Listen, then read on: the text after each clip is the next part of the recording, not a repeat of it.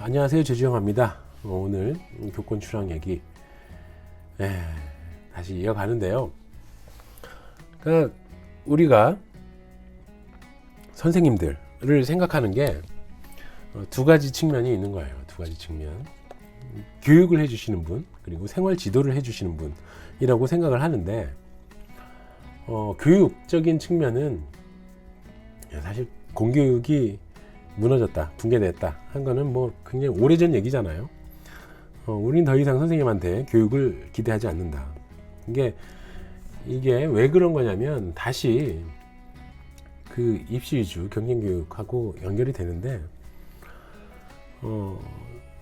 학교를 다니는 가장 큰 목표는 좋은 대학에 가기 위해서고, 그렇다면 교육이라는 거는 좋은 대학을 가는데 도움이 돼야 되는데, 학교에서 받는 교육은 전혀 도움이 되지 않는다고 생각을 하는 거예요, 일반적으로. 그게 왜 그러냐면, 일단 같은 반에 있는 학생들, 혹은 한 학교에 있는 학생들이 수준이 다 다르죠. 뭐 잘하는 친구들이 있고, 보통 중간하는 친구들, 혹은 어려움을 겪고 있는 친구들이 있는데, 선생님들이 어디에다가 포커스를 맞춰야 되는가. 잘하는 친구들은 뭐 선행학습하고 뭐 학원 다니고 과외 받고 이러다 보니까 알아서 잘 하겠죠. 근데 이 친구들한테 포커스를 맞추면 그 아래 친구들이 이해하기가 힘들어지잖아요. 그렇다고 선생님이 못하는 친구들을 끌고 가기에는 얘네 이해시키려고 하다가 진도도 못 나가고, 뭐 다수의 많은 아이들이 피해를 볼 수 있으니까 그럴 수도 없는 거고요. 선생님은 선생님 각자가 어느 정도 수준으로 해야겠다라는 생각을 갖고 수업에 임하시는데,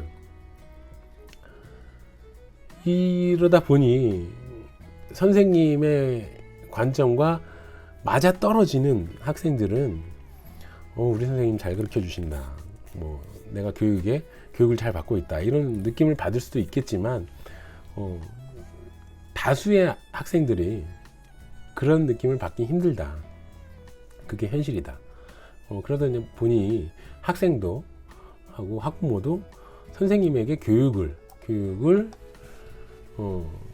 바라지는 않는다 라고 볼 수 있고요. 결국에는 이제 생활지도, 학교를 어떻게 다니느냐, 잘 다니고 있느냐, 요거에 포커스가 맞춰질 수밖에 없는 거예요. 그러다 보니까 선생님이라는 게 교육 공무원인데 교육이 빠진 거죠. 교육이 빠져서 그냥 공무원인 거고, 그러니까 결국에 학부모가 선생님을 생각할 때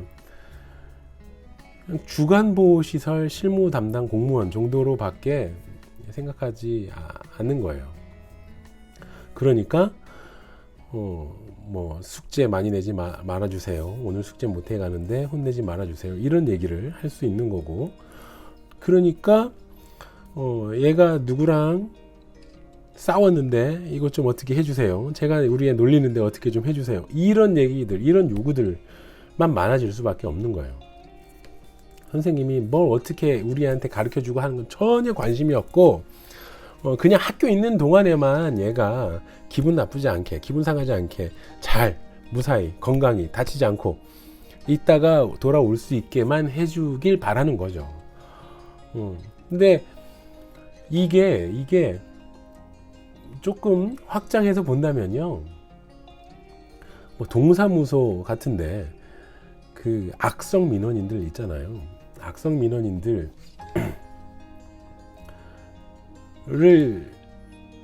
대하는 공무원하고 다를 바가 없는 거예요, 사실은. 악성 민원인들 와서 공무원들 얼마나 고생하세요. 근데 이게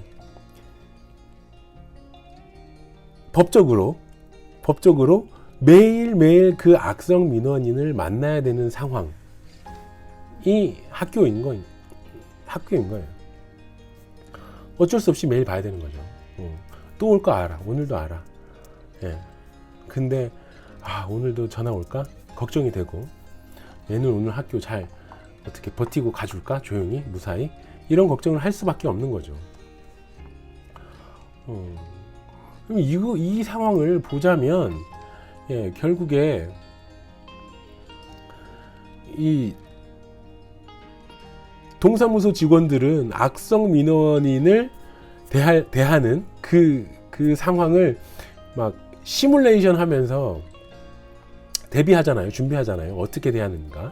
그래서 뭐 어떻게 말을 해라. 뭐 안 되면 뒤에 좀 직급이 높은 상사가 나와서 대하고, 그것도 안 되면 어떻게 경찰을 부르던 그런 거를 시뮬레이션 돌려보기도 하는데, 학교는 전혀 그런 게 일어나고 있지 않다라는 거고, 결국에는 이 학생들의 인권 침해 이런 것들이 다 원인이 됐는데, 이걸 만든 사람들이 지금 교장, 교감, 교육감, 장학사 등등 아주 높으신 자리에 다 계신 거예요. 그 시절에 이런 것들을 만들었던 분들이. 근데 이 사람들 물론 뭐 100% 다 그런 건 아니시지만, 잘 하시는 선생님들도 많으시지만 이런 그때 당시에 상황이 악화되는 걸 보면서도 전혀 손쓰지 않으셨고, 오히려 그 상황을 더 그렇게 안 좋아지도록 만드신 장본인들이 지금 현재 다 이런 높은 자리를 꿰차고 계신데, 지금 이분들이 현재 문제에 대해서 얼마나 적극적으로 대처를 하고 계신가, 그렇지 않다라는 거죠. 현직 선생님들한테 들어보면 학부모보다 지긋지긋한 교장이 훨씬 많다, 뭐 이런 얘기들을 하는 것도 들었거든요. 훨씬 더 선생님들의 편에서 이런 것들을 적극적으로 막아주셔야 되는 분들이 오히려 손 놓고, 뭐 잘못 안 했으면 풀려나겠지 이러면서 뭐 경찰 고소고발 나오는 것 전혀 신경 안 써주시는 분들 많잖아요. 그리고 이런 거를 시뮬레이션 해보는 것도 저는 한 번도 본 적도 들어본 적도 없어요. 학교에서 이런 이렇게 악성 민원을 넣는 학부모에 대해서 어떻게 대처를 해야 될 것인가에 대해서 하는 것도 못 봤고, 오히려 어떻게 학부모 편에서 선생님들이 어떻게 되건 말건 그냥 손 놓고 보시는 분들. 아까 말씀드렸던 이런 주간보호시설 실무 담당 공무원처럼 생각하는데, 그거에 대해서 이분들은 왜 손 놓고 계시는가. 통탄한 일입니다. 통탄한 일.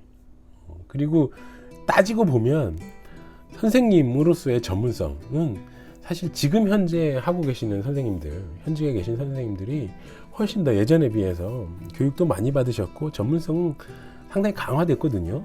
그런데 이 분들이 정말 저질러 놓은 일 때문에 지금의 저런 참담한 상황에 놓이게 된 거고, 누가 싼 돈을 누가 치우게 된 꼴이 된 거 아닙니까?